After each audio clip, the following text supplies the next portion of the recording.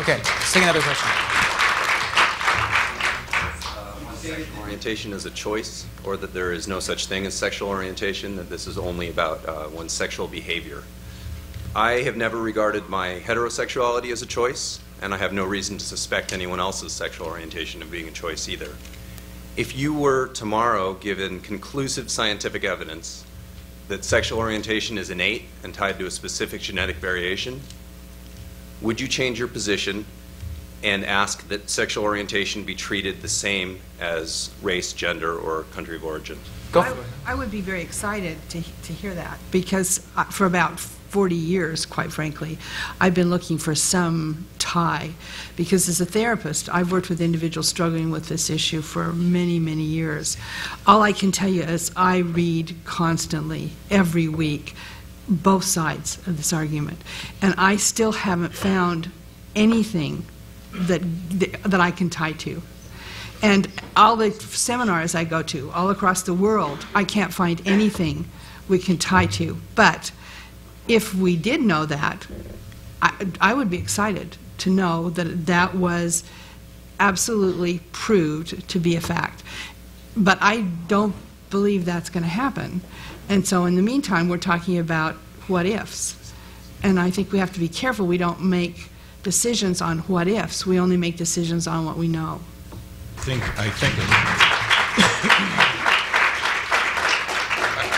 I think at that point you certainly have the standing then to claim that as a civil right, absolutely. And that's really what the discussion is about when we look at how rights are defined. I don't think it's a coincidence that this hasn't been an issue for over 200 years. It's become one in recent years. Did the sun just come up? Were all previous generations bigots, hard-hearted, insensitive, unenlightened people? This is what the U.S. Supreme Court has said. There's a substantial government interest in protecting order and morality.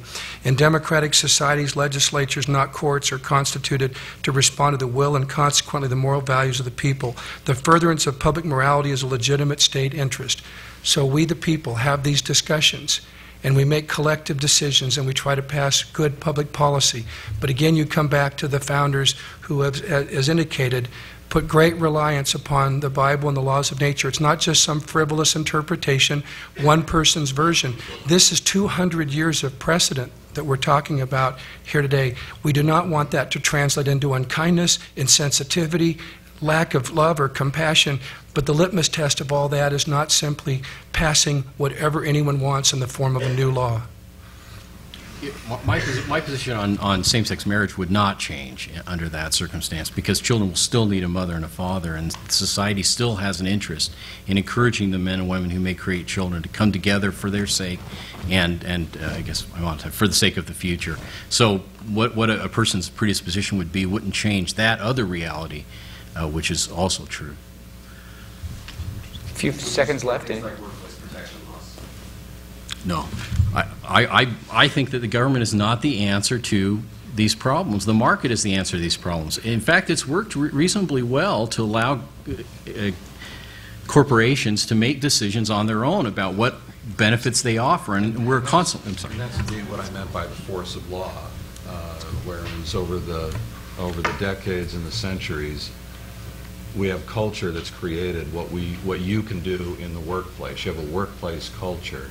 And it's not the force of law that allows me and LeVar to talk about our families without the threat of being fired. Okay, that's time. It's culture. I feel like